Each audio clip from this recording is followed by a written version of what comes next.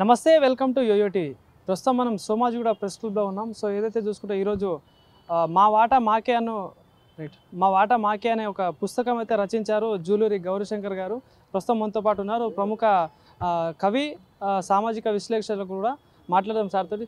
Sir, ఈరోజు మా వాటా మాకే అనే బుక్ కూడా రచించారు, ఈరోజు ఆవిష్కరణ కూడా చేయడం జరిగింది. సో ఏంటి సార్ బీసీలకు జరుగుతున్న అన్యాయం మీరు చెప్పడం ఏం చెప్పదలుచుకున్నారు? దాంట్లో బీసీలకు సంబంధించి కొత్తగా నేను చెప్పింది ఏమి లేదు. మొత్తంగా స్వాతంత్రం వచ్చిన 77 ఏళ్లలో అప్పటి నుంచి ఇప్పటి వరకు బీసీలకు జరగరాని అన్యాయం జరిగింది తప్ప జరగాల్సిన న్యాయం జరగలేదు అన్నటువంటి విషయాన్ని ఆ పుస్తకంలో చెప్పడం జరిగింది. బీసీలకు సంబంధించి ఉన్నటువంటి 70 కోట్ల మంది ప్రజలకు సంబంధించినటువంటి 2 కోట్ల మంది తెలంగాణ ప్రజలకు సంబంధించినటువంటి వాణిని, అట్లాగే బీసీలంతా కూడా ఉండాల్సినటువంటి ఐక్యతను, సమైక్యతను, బీసీ వర్గాల్లో వస్తున్నటువంటి చైతన్యాన్ని, వీటన్నిటిని కూడా దాంట్లో రికార్డ్ చేయడం జరిగింది. అట్లాగే ఇప్పటిదాకా జరిగినటువంటి అసెంబ్లీ ఎన్నికల్లో మొత్తం బీసీలకు వచ్చినటువంటి సీట్లన్నీ, అట్లాగే ఇతర 10% ఉన్నటువంటి వాళ్ళు పొందినటువంటి సీట్లన్నీ, రాజ్యాధికారంలో వీళ్ళ యొక్క వాటా ఎంత ఉందన్నటువంటి విషయాన్ని కూడా దాంట్లో వివరించడం జరిగింది. బీసీలకు సంబంధించినటువంటి దాంట్లో మొత్తంగా జరిగినటువంటి దాంట్లో వార్డు మెంబర్ దగ్గర నుంచి పార్లమెంటు సభ్యుడి వరకు కూడా, పల్లె నుంచి పార్లమెంటు సభ్యుడి వరకు కూడా బీసీలకు చాలా తీరనటువంటి అన్యాయం జరిగింది. కాబట్టి ఈ అన్యాయం సరైనది కాదు. ఇక న్యాయం చేయండి.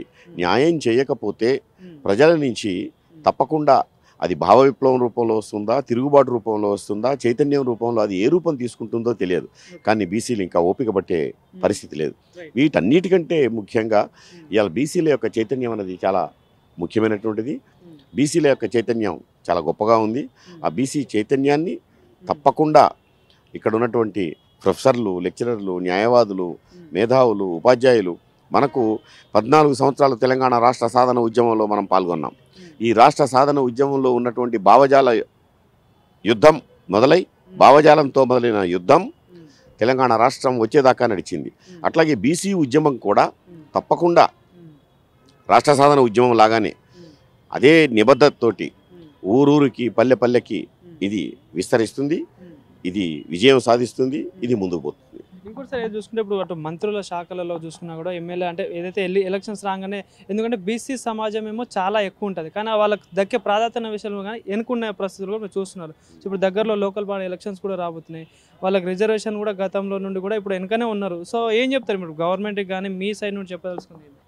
ఇప్పుడు మనం ఒకే ఒక విషయం, 42% ఇవ్వమని చెప్పేసి కాంగ్రెస్ పార్టీని ఎవరు డిమాండ్ చేయలే. కాంగ్రెస్ పార్టీయే 42% రిజర్వేషన్స్ ఇస్తా అని చెప్పింది. కాంగ్రెస్ పార్టీనే మొత్తంగా స్థానిక సంస్థల్లో రిజర్వేషన్స్ ఇస్తే మీకు జెడ్పీలో కానీ, ఎంపీటీసీలు కానీ, అట్లాగే ప్రజాప్రతినిధులుగా ఉన్నటువంటి దాంట్లో లోకల్ గవర్నమెంట్స్లో 12,769 గ్రామ పంచాయతీల్లో మీకు 42% వాటా వస్తే మొత్తంగా 12,793 మంది ప్రజాప్రతినిధులు మీకు బీసీ లీడర్స్ ఎమర్జీ అవుతారన్న విషయాన్ని రాహుల్ గాంధీ చాలా గాంభీర్యంగా ఎలక్షన్స్లో విస్తృతంగా తెలంగాణ మొత్తం కూడా ప్రచారం చేశారు. మేము రాగానే, అధికారంలో రాగానే కులగండ వెంటనే చేస్తామని చెప్పారు. వచ్చి 8 నెలలు గడిచిపోతుంది, కానీ ఇంతవరకు కులం అన్నటువంటి మాట కానీ, బీసీ అన్నటువంటి పదం కానీ లేకుండా 8 నెలలు కాలం గడిచిపోయింది. గణన విషయం వదిలేసి వాళ్ళ యొక్క అధికార పార్టీ యొక్క గణన వాళ్ళ లెక్కల్లో వాళ్ళు మునిగిపోయారు.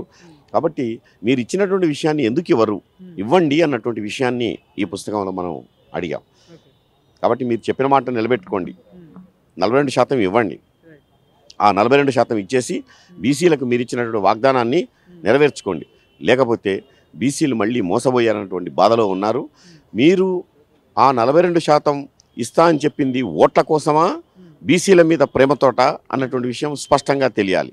దానికోసం కులగణన చేసిన తర్వాతనే స్థానిక సంస్థల ఎన్నికల్లో పోవాలని చెప్పేసి స్పష్టంగా తెలంగాణ బీసీలందరూ కూడా డిమాండ్ చేస్తున్నారు. వాళ్ళు బీసీలు అడుగుతున్నారు, వాళ్ళ ఆవేదన వ్యక్తం చేస్తున్నారు.